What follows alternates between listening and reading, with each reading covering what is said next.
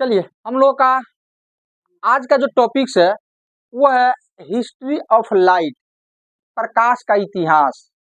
प्रकाश का इतिहास। तो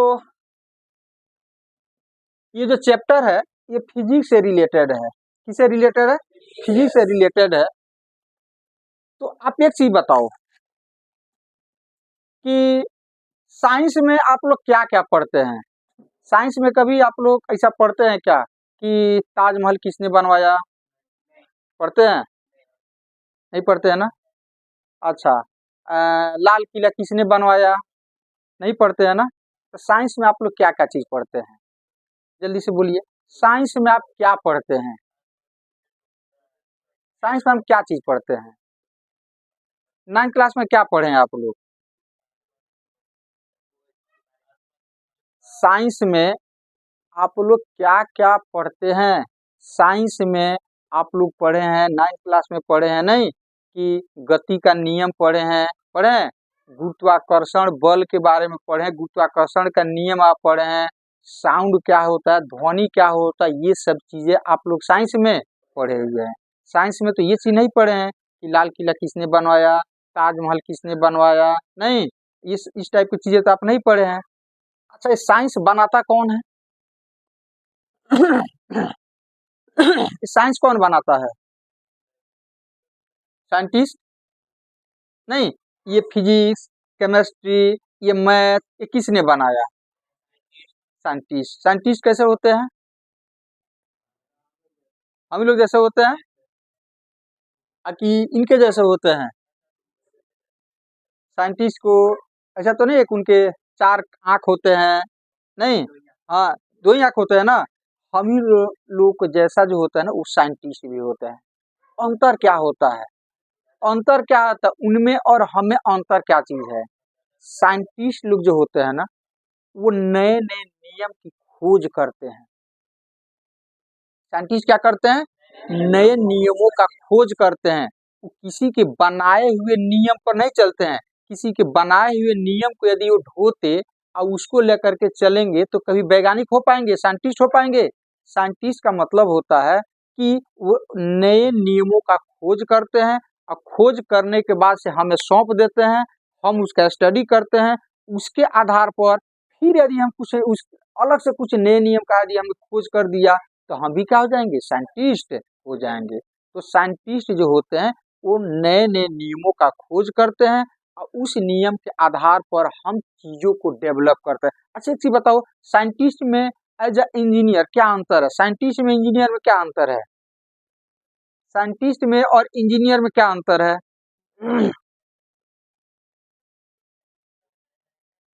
साइंटिस्ट जो, हाँ बोलो, साइंटिस्ट में और इंजीनियर में क्या अंतर है? साइंटिस्ट जो होते हैं वो नियम बनाते हैं और इंजीनियर जो होते हैं उस नियम के आधार पर चीजों को बनाते हैं।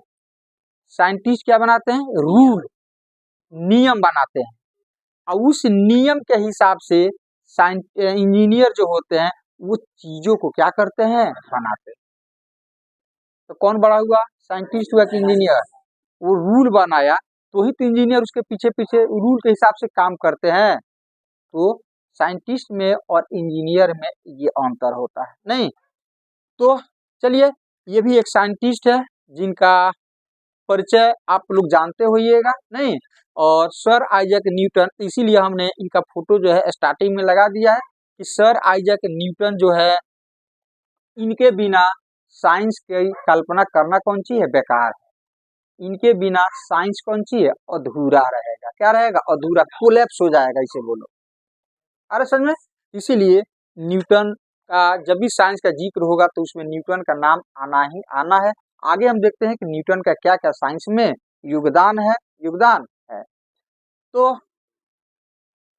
आप लोग थोड़ा सा अपने इंडियन साइंटिस्ट का नाम बताइए तो, 2-4 इंडियन साइंटिस्ट का नाम। एपीजे अब्दुल कलाम, जिनको एटम बम के कौन सा मैन के नाम से जानते हैं? तो हम लोग, हाँ, मिसाइल मैन के नाम से उनको हम लोग जानते हैं। चलिए आगे, आर्यभट्ट, और बोलिए, है ना, है ना अजूबा, कि अपने यहाँ के साइंटिस्ट का नाम तक भी आपको नहीं बता पा रहे हैं। नहीं फिर भी बहुत है, बहुत है, बहुत है। नहीं तो चलिए आगे बढ़ते हैं हम लोग। अब हम चलते हैं अपने मेन टॉपिक लाइट पर। किस पे चलते हैं? लाइट पर। चलो देखो यहाँ पर लाइट का जो जिक्र है ना, सबसे पहले लाइट का जो प्रमाण है वो हमें ईसा से ईसा से 1000 वर्ष पूर्व, ईसा से 1000 वर्ष पूर्व, ईसा समझते हो ना, ईसा का जब जन्म हुआ, आज कौन सा चल रहा है? 2025 चल रहा है, मतलब 21वीं शताब्दी चल रहा है। मतलब ईसा के मरे हुए 2000 कितना 25 वर्ष हो चुका है। इतना ही हुआ ना, अप्रोक्स इतना हुआ है। तो कह रहा है ईसा से 1000 वर्ष पूर्व की ये बात है। उस टाइम में एक महर्षि, एक दार्शनिक हुआ करते थे जिनका नाम था महर्षि कनाद। कनाद का नाम आपने सुना है? स्कूल वगैरह में पोस्टर वगैरह कहीं चिपकाया गया होगा? नहीं, महर्षि कनाद का नाम सुना है ना आप लोगों ने? साइंस में 9th क्लास में आप लोग पढ़े हुइएगा, महर्षि कनाद। ठीक है, तो उन्होंने एक बुक लिखा हुआ था, एक किताब लिखा हुआ था, और उस किताब में हमें जिक्र मिलता है लाइट का, क्योंकि वो किताब जो है संस्कृत में लिखा हुआ है। किसमें लिखा हुआ है? संस्कृत में। तो इसीलिए, और वो थोड़ा सा मतलब कि थोड़ा सा भास्ट है, उसका लैंग्वेज है थोड़ा सा कॉम्प्लिकेटेड है। नहीं तो उस किताब का अनुवाद जो है क्या कहते हैं, एक एक प्रसद मतलब कोई करके थे, तो उन्होंने 14वीं शताब्दी, 13वीं या 14वीं शताब्दी में उसका अनुवाद किया इंग्लिश में। महर्षि कणाद जो थे उन्होंने लाइट की चर्चा अपने किताब में संस्कृत भाषा में किया हुआ था, वहां से हमको प्रमाण मिलता है। स्टार्टिंग में हमें लाइट का जिक्र का प्रमाण कहाँ से मिलता है? महर्षि कणाद द्वारा। तो वो जो किताब लिखे हुए थे वो संस्कृत भाषा में था, है कि नहीं? लेकिन आगे जा करके 13वीं या 14वीं शताब्दी में एक कोई कोई प्रसाद ऐसे कुछ करके आए, तो उन्होंने विस्तार से इंग्लिश मीडियम में उसकी चर्चा किया हुआ है, कुछ अपने तरफ से मिला करके, कुछ उनको बातों को मिला करके, और उन्होंने कणाद के बातों को विस्तार से क्या किया? समझाने की कोशिश किया है। और अब उन्होंने क्या कहा, ध्यान सुनो। महर्षि कणाद के विचार थे लाइट के बारे में कि लाइट जो है ना वो कोणों से मिलकर के बना है। लाइट किससे मिलकर के बना है? कोणों से। वो मानते थे कि जो आपके पास पहुंच रहा है ना, जिसके कारण आप चीजों को देख रहे हो, एक्चुअली वो कण आ रहा है। तो लाइट किससे मिलकर के बना है? कोणों से मिलकर के बना है। लाइट किससे मिलकर के बना है? कोणों से मिलकर के बना है। और उसने ये भी कहा कि ये जो कण है ना, इसमें द्रव्यमान नहीं होता है। लाइट के जो कण है वो उसमें द्रव्यमान नहीं होता है, वो मासलेस है, जिसको आज हम बोलते हैं फोटोन। क्या बोलते हैं? फोटोन बोलते हैं। तो चलो, उस टाइम में महर्षि कणाद ने इतना कहा, ये बहुत बड़ी बात हो गई। उस टाइम में कोई टेक्नोलॉजी डेवलप नहीं था, और उसने प्रकाश को कहा कि प्रकाश जो है वो कौन सी है? कण है एक प्रकार का। उस कण में कोई वजन नहीं है, कोई मास नहीं है, कोई द्रव्यमान नहीं है, इस टाइप का वो कण है। तो बड़ी बात हो गई है कि कण है लेकिन उसमें द्रव्यमान नहीं है, मास नहीं है। और महर्षि कणाद का ऐसा सोच था, वो एक दार्शनिक थे। मतलब उस टाइम में तो कोई ऐसा मतलब लैब था नहीं, कुछ ऐसा था नहीं कि प्रैक्टिकली वैसा करके दिखाए। तो वो लोग चीजों को थिंकिंग करते थे, कुछ अपना लॉजिक लगाते थे, और सामने अपने विचार क्या करते थे? रखते थे। तो उनको दार्शनिक बोला जाता है। क्या बोला जाता है? दार्शनिक। तो वो एक दार्शनिक थे। क्या थे? दार्शनिक थे। उनका विचार था कि ये ब्रह्मांड जो है ना, ये यूनिवर्स जो है ना, वो कोणों से मिलकर के ही बना है। और शायद इसलिए उनका नाम महर्षि कुछ होगा, लेकिन कणाद रख दिया गया होगा, क्योंकि उनका लॉजिक किस पे था? कोणों पर। हर चीज को मानते थे कि वो कण ही है, कोणों से मिलकर के बना है। कोई भी तर्क देते थे तो उस चीज को कण मान करके ही वो आगे चलते थे। इसीलिए उसने प्रकाश को भी क्या माना? कण ही माना। लेकिन कण किस टाइप का? द्रव्यमान उसमें, द्रव्यमान समझते हो ना, एक टाइप का वजन, मास, उसमें मास नहीं होता है, इस टाइप का वो कण है। इस टाइप के कण है। और संजोग देखो, जो 1000 वर्ष पहले उसने भविष्यवाणी किया था, जो अपने विचारों को रखा था, कण माना था, तो आज भी जो है विज्ञान जो है इतना डेवलप कर गया, लेकिन फिर भी आज भी वो लाइट को कण ही मानता है। वो लाइट को क्या मानता है? आज भी माना जाता है कि प्रकाश कौन सी है? एक कण है, और वो भी मासलेस, जो उसने कहा था, जिसको क्या कहा जाता है? फोटोन कहा जाता है। आगे हम लोग चर्चा करेंगे इसके बारे में, आगे हम लोग चर्चा करेंगे। और अब ये किताब जो है यहाँ पर, अब ये सब चीजें जो है मतलब कहाँ पर, तो एक 1958 में एक बुक पब्लिश किया गया, एक बुक पब्लिश किया गया बी सील के द्वारा। किसके द्वारा? बी सील के द्वारा, जो हाँ मोतीलाल बनारसी दास है कि नहीं, और जो दिल्ली के रहने वाले थे। तो ये बुक जो है 1958 में पब्लिश किया गया, और ये इंग्लिश में है। किसमें है? इंग्लिश में। तो इसी किताब से हमने जो है ये चीजों को आपके सामने रखा है, जहां से हमको लाइट का क्या मिलता है? प्रमाण मिलता है। तो लाइट के बारे में सबसे पहले किसने सोचा? महर्षि कणाद ने। क्या माना उसने? कि प्रकाश जो है, लाइट जो है कोणों से मिलकर के कण है, जिसमें मास नहीं होता है, मास नहीं होता है। आगे बढ़ते हैं हम, आगे बढ़ते हैं हम लोग, ठीक है। अब यहाँ पर अब दूसरा देखो, दूसरा घटना स्पीड की लाइट, स्पीड की लाइट। तो यहाँ पर एंट्री होता है अब सायन का 14वीं शताब्दी में, 14वीं शताब्दी में। तो अब देखो, ईसा से 1000 वर्ष पूर्व जब कणाद थे ना, उस टाइम में वेद वगैरह का आविष्कार हो चुका था। जैसे ऋग वेद हो गया, ये सब वेद जो है ना, इस वेद का आविष्कार हो चुका था, या वेदों का आविष्कार हो रहा था। उस टाइम में महर्षि कणाद ने अपना चर्चा किया हुआ है, लेकिन चर्चा किया हुआ है। अब एक आते हैं यहाँ पर सायन। तो सायन क्या करते हैं? ऋग वेद में भी लाइट के बारे में चर्चा किया हुआ है, ऋग वेद में भी लाइट के बारे में चर्चा किया हुआ है। तो उसका अनुवाद जो है ना 14वीं शताब्दी में सायन ने किया। किसने किया?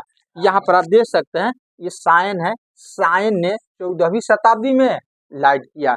ऋग वेद में लाइट के बारे में कुछ चर्चा किया हुआ है, तो कुछ उसने ऋग वेद से लिया है, और कुछ जो है उसके ऊपर अपने तरफ से अपने विचार को मिला करके, है कि नहीं, और उसने स्पीड के लाइट को जानने की कोशिश की है। तो यहाँ पर देखो एक वर्ड लिखा हुआ है कि prayer to one who moves 2202 yojana in half निमिष। सायन कहते हैं कि प्रेयर टू वन मतलब मैं उन्हें सत नमस्कार करता हूं, जो 2202 योजन हाफ निमिष में तय करते हैं। मतलब 2202 योजन की दूरी जो है ना, हाफ निमिष में तय करते हैं। ऋग्वेद में ऐसा लिखा हुआ है। उस ऋग्वेद से सायन ने उसका मतलब कि ऋग्वेद से कुछ चीजों को लिया, कुछ अपने तरफ से टीका टिप्पणी करके और अपने विचारों को रख करके, और उसने ये लॉजिक प्रस्तुत किया 14वीं शताब्दी में। कब? लाइट के बारे में। उसने कहा कि लाइट जो होता है वो हाफ निमिष में 2202 योजन की दूरी तय करता है। तो 2202 योजन जो होता है ना, ये दूरी को बताता है। किसको बताता है? ये दूरी को बताता है। और हाफ निमिष जो है ना, वो समय को बताता है। किसको बताता है? समय को बताता है। अभी भी आप लोग गांव वगैरह में सुनते होइएगा कि हम लोग गिद्ध वगैरह का चर्चा करते हैं, तो जो जो पुराने लोग हैं कि नहीं, वो कहते हैं कि गिद्ध को जो है ना इतना योजन दिखाई देता है। पूछिएगा अपने बाबा दादा से, वो बताएंगे कि गिद्ध को जो है ना इतना योजन तक दिखाई देता है। अभी भी उसकी चर्चा करते हैं, वो इतना योजन तक उसको दिखाई देता है, बहुत दूर तक उसको दिखाई देता है, मतलब इतना योजन तक दिखाई देता है।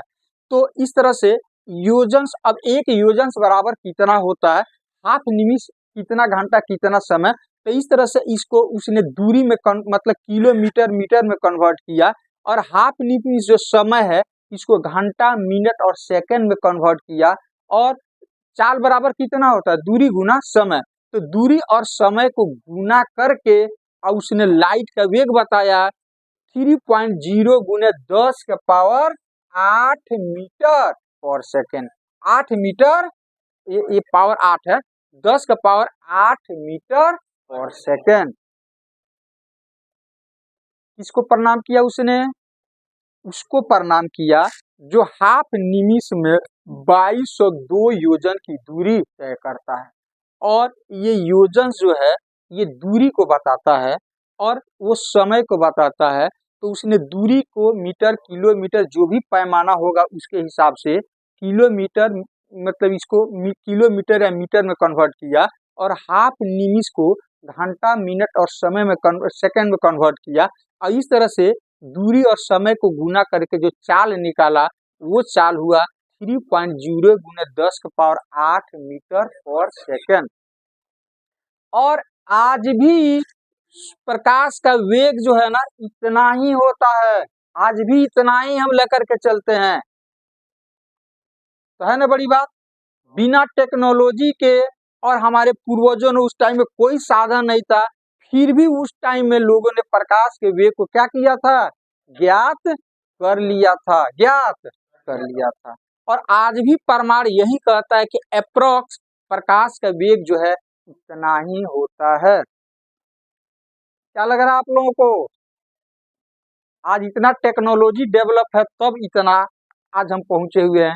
बिना टेक्नोलॉजी के हमारे जो पूर्वज है, जो दार्शनिक है कि नहीं, वो वहां तक पहले ही उसकी कल्पना कर चुके थे जो आज हम पढ़ते हैं, आज हम पढ़ते हैं। आगे बढ़े तो दूसरा प्रमाण हमको किसका मिलता है? सायन साहब का। तो सायन ने ऋग वेद से ही ये सब चीज लिए हुआ है। ऋग वेद में इसका, ऋग वेद का आविष्कार कब हुआ था? ईसा से 1000 वर्ष पूर्व भी ऋग वेद का आविष्कार हो चुका था। और ऋग वेद में ही ये लाइट की चर्चा जो है ना कि 2202 योजन से हाफ निमिष में प्रकाश तय करता है, चर्चा है। और उसी को साइन ने कन्वर्ट किया अपने हिसाब से, उसने कैलकुलेट करके बताया कि प्रकाश का वेग कितना होता है? 3.0 गुना 10 का पावर 8 मीटर पर सेकेंड। लाइट का वेग पता चल गया। चलिए आगे बढ़ते हैं। अब यहाँ पर एक और चर्चा चलता है यूक्लिड का। किसका? यूक्लिड का। यूक्लिड ने भी लाइट के बारे में चर्चा किया हुआ है। अधिकतर हम लोग यूक्लिड के बारे में किस लिए जानते हैं? यूक्लिड को किस लिए जानते हैं? किस लिए? ज्यामिति के लिए। मैथमेटिक्स में ज्यामिति के लिए। ज्यामिति का क्या कहा जाता है? इनको पिता कहा जाता है। ऐसा नहीं कहा जाता? ज्यामिति का पिता इनको कहा जाता है, ज्यामिति का पिता कहा जाता है। लेकिन क्या आप जानते थे कि इनका भी योगदान जो है ना लाइट में है? लाइट के बारे में इसने भी अपना दर्शन दिए थे, इसने भी अपना विचार रखे थे लाइट के बारे में। तो यूक्लिड साहब क्या विचार रखे थे? हाँ, एक चीज देखो और हम, अच्छा चलो इसका आगे हम आपको जिक्र करेंगे, उसका जिक्र करेंगे। यूक्लिड साहब ने क्या विचार रखा था? इनका जन्म काल माना जाता है, कार्यकाल माना जाता है ईसा से 320 से 275 के बीच में। ईसा पूर्व लगभग 300 साल पहले की बात है इनका कार्यकाल। ईसा से 300 साल पहले के आसपास का कार्यकाल है इनका। और देखिए ये क्या कहते हैं, ये लाइट के बारे में कहते हैं कि लाइट जो होता है ना वो हमारे आंखों से निकलता है।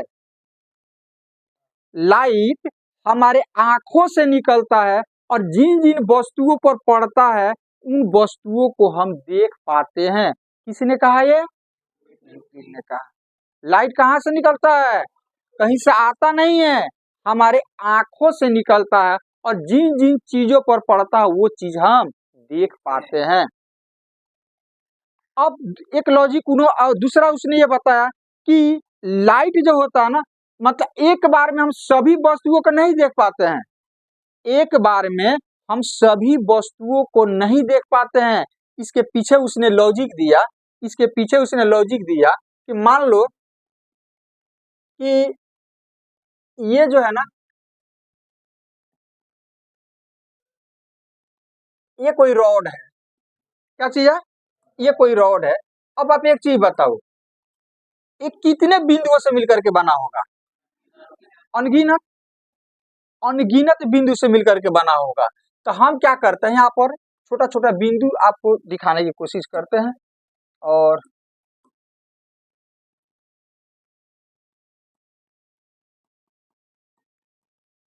ये छोटे छोटे बिंदु हैं, अनगिनत है, इसको काउंट नहीं किया जा सकता, काउंट इसको नहीं किया जा सकता।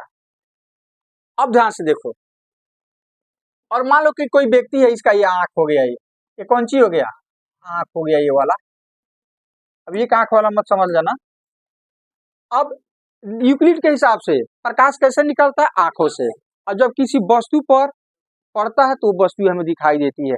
उसने ये भी कहा कि सभी चीजें, सभी वस्तुओं का आप एक साथ नहीं देख पाते हो। हर, जैसे ये देखो, ये मार्कर हो गया। अच्छा चलो, अच्छा एक चीज बताओ, इस पर कितने बिंदु हैं, तो इस पे जितने बिंदु है ना, आप सभी को एक साथ नहीं देख पाते हो, सभी को एक साथ नहीं। अब देखो यहाँ पर हम समझाने की कोशिश करते हैं। मान लो कि आपका आंख हो गया, तो मान लो यहाँ से 10,000 प्रकाश के कोने निकलते हैं यूक्लिड साहब के हिसाब से, कितने, 10,000। तो 10,000 जाते हैं तो 10,000 कोण में पड़ेंगे, कितने कोणों पर पड़ेंगे, 10,000 कोणों पर पड़ेंगे। तो वही ना 10,000 आपको दिखाई देगा, बाकी तो और बिंदु आपको दिखाई नहीं देगा।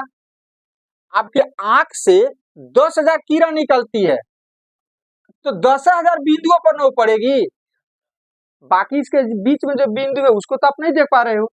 तो हमारा आंख क्या करता, तो फिर उसने लॉजिक दिया, लेकिन हम तो सभी को देख लेते हैं। अच्छा थोड़ा कि आपको गैप महसूस होता है, नहीं होता, हम तो सभी चीजों को एक साथ देते हैं।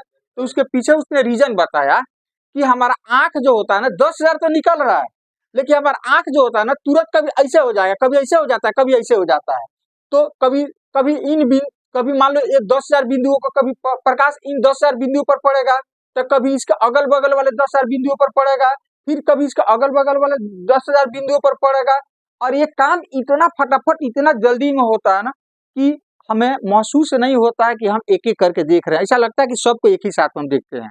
कभी मान लो 10,000 आप देख रहे हैं इसको, तो आपके आंख से 10,000 किरण निकल रहा है, तो 10,000 बिंदु को आप देख रहे हो, तो अचानक आपका आंख जो है ना, थोड़ा सा हिलना डुलना चालू हो जाता है। तो कभी अचानक जो जो 10,000 का आप देख रहे थे उसको छोड़ करके बाकी 10,000 को देख रहे हो, फिर आपका आंख हिलना डुलना चालू होता है, तो उसको छोड़ करके बाकी आप 10,000 को देख रहे हो। इस तरह से आप सभी को देख रहे हो।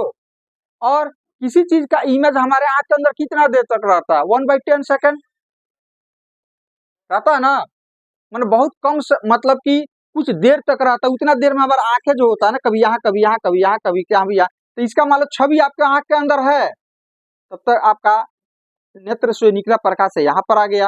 अब ये आपका छवि इसका है, तब तक यहाँ पर आ जाएगा। तो इस तरह से आपको गैप महसूस नहीं हो पाता है।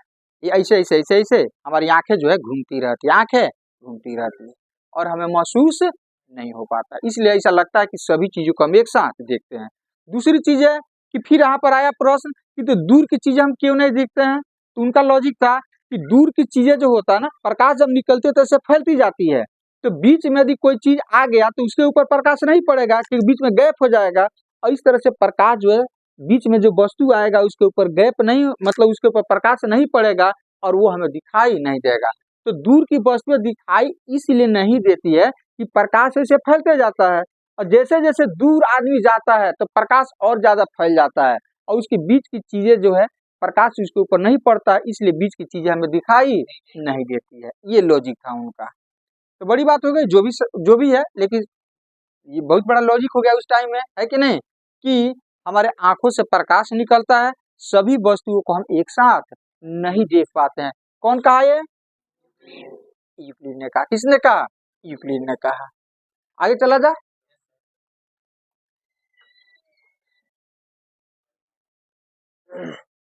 चलिए यही चीज हो गया जब भी आपको हम समझाए थे। चलिए अब यहाँ पे एंट्री होता है गैलीलियो गैलीली, गैलीलियो गैलीली का एंट्री होता है। गैलीलियो गैलीली, इनका नाम तो आप लोगों ने सुना होगा, इसलिए फेमस है।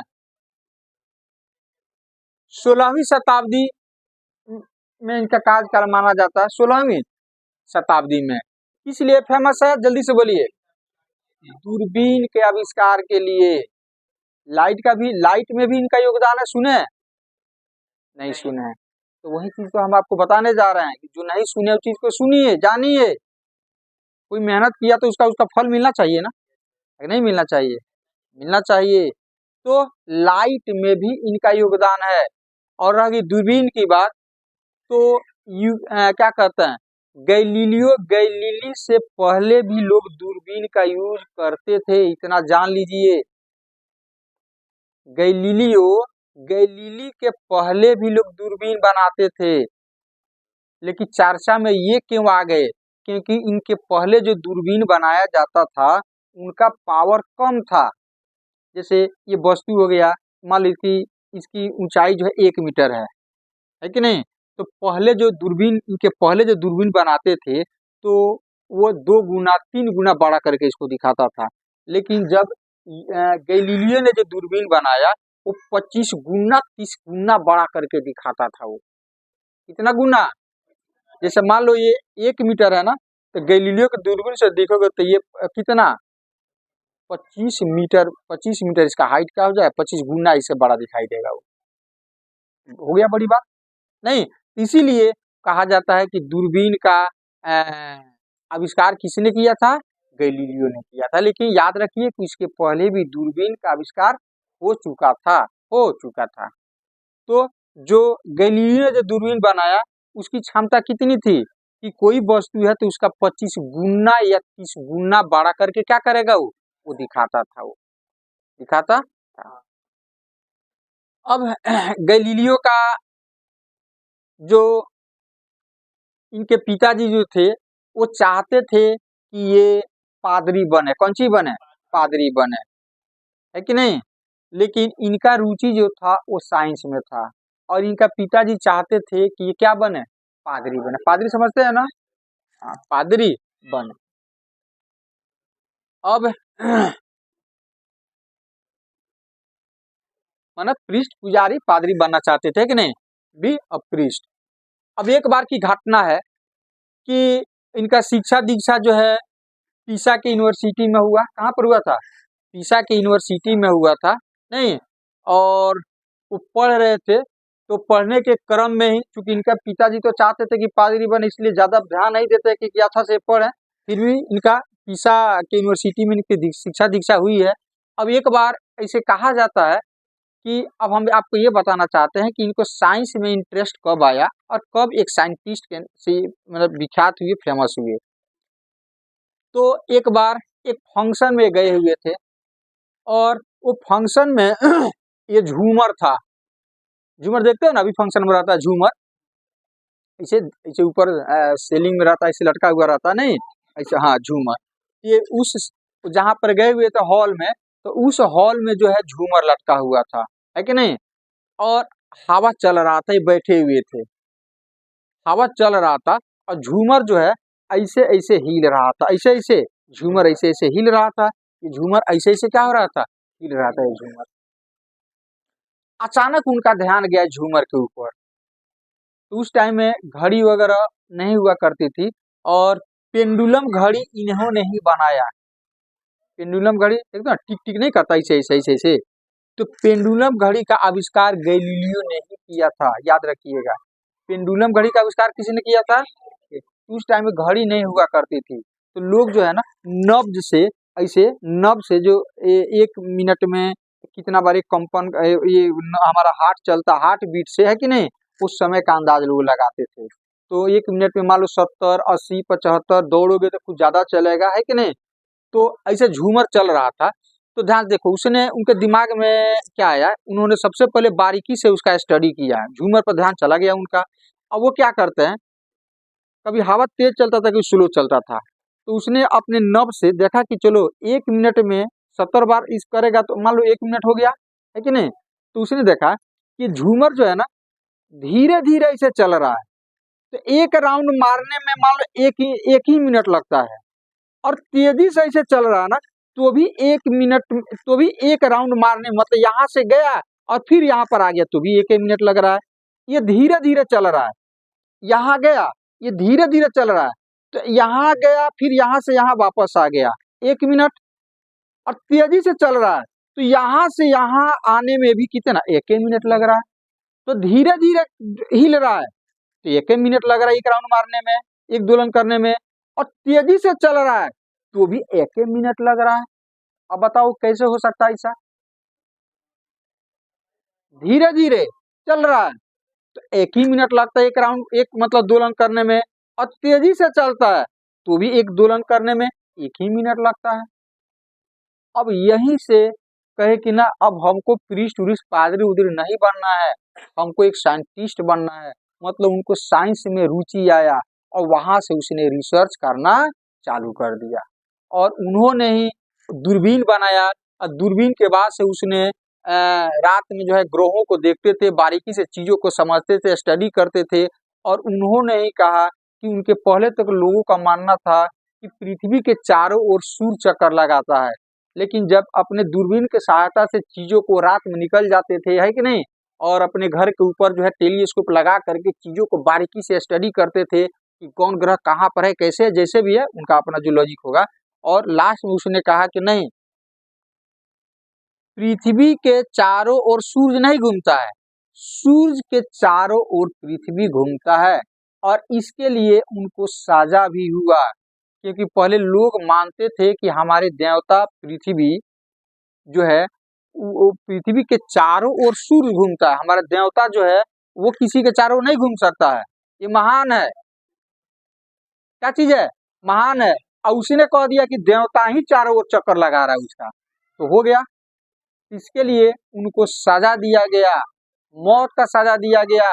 बाद में उनको घर में ही कैद करके रखा गया, लाइफ टाइम तक, जब तक वो जिंदा रहे तब तक उनको घर में ही कैद करके रखा गया। और घर में कैद रहते हुए भी बहुत सारा उसने शोध किया। तो चलिए फिलहाल बात करते हैं कि लाइट में इनका क्या योगदान है, लाइट में इनका क्या योगदान है।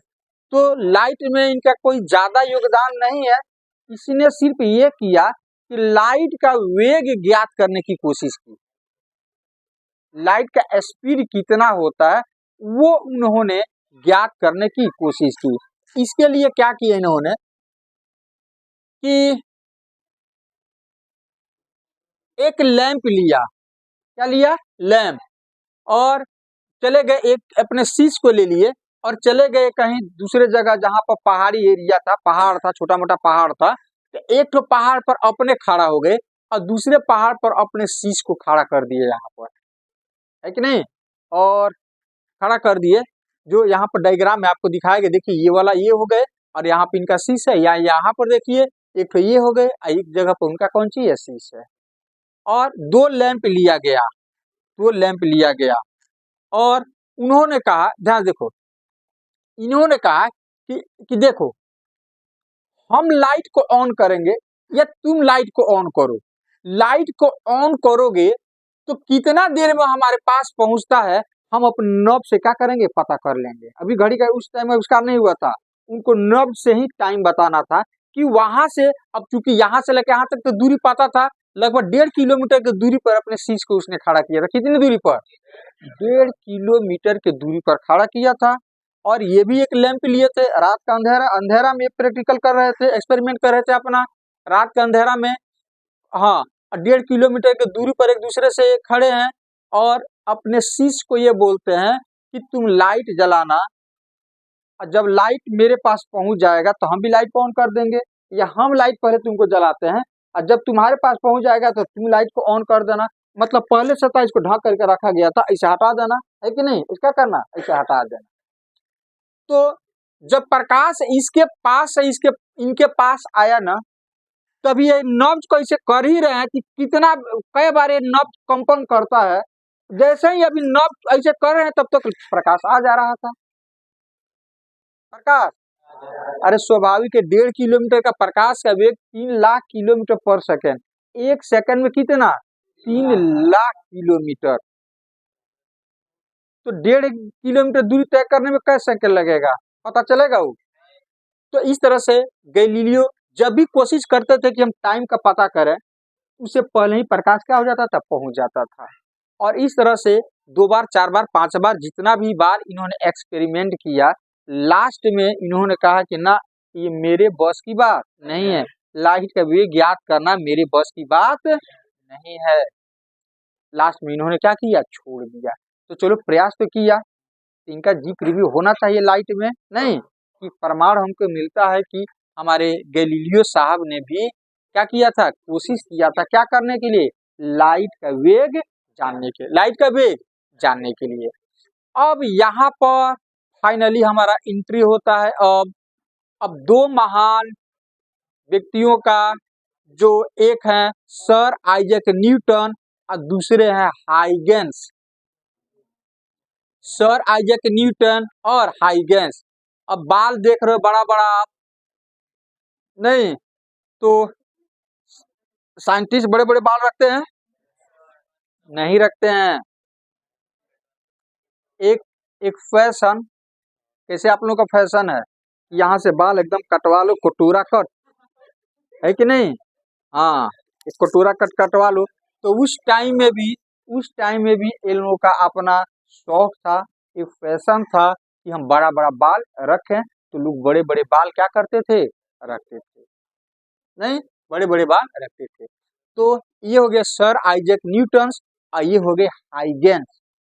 हाइगेंस, सर आइजैक न्यूटन का नाम तो आपने सुना है, लेकिन हाइगेंस का नाम आप लोगों ने नहीं सुना होगा। तो आज सुनिए, हम आपको बता रहे हैं। अब देखो इनका देख लेते हैं। Sir Isaac Newton United king के रहने वाले थे, है कि नहीं, और ब्रिटेन। तो उनका जन्म जो है 1643 और मृत्यु जो है 1727 ईस्वी में हुआ था। ये सारा जितने शोध किए हैं ना, ये लगभग 1660 से लेकर के 80-85 के आसपास में किए हैं। लगभग 20-25 वर्ष में बहुत सारा रिसर्च इसने किया है कि नहीं। न्यूटन साहब ने बहुत सारा रिसर्च किया है 20 से 25 साल के अंदर में, 20 से 25 साल के अंदर में। और लाइट के बारे में इसने किताब लिखा था, जिसका फर्स्ट किताब जो है 1704 में प्रकाशित हुआ था। उस किताब का नाम था ऑप्टिक्स। क्या चीज, ऑप्टिक्स। हालांकि आजकल जो है के जगह पर हम लोग CS लगाते हैं, तो किताब का नाम है ऑप्टिक्स। जो इंटर वगैरह में जाइएगा तो इस चैप्टर को आपको डिटेल्स में क्या करना, आगे जा करके पढ़ना है। ऑप्टिक्स 1704 ईस्वी में। और ऑप्टिक्स में जो है ना, सिर्फ लाइट का ही चर्चा ज्यादा से ज्यादा किया गया है। ऑप्टिक्स में किसका चर्चा ज्यादा है, लाइट का ही चर्चा किया हुआ है।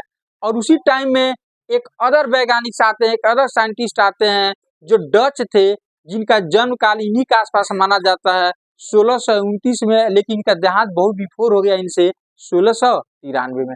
इनका देहांत 1727 में होता है और इनका देहांत कब होता है, 1693 ईस्वी में होता है। ठीक है। और दोनों ने ही लाइट के बारे में जबरदस्त भिड़ंत है, दोनों में कंपटीशन है।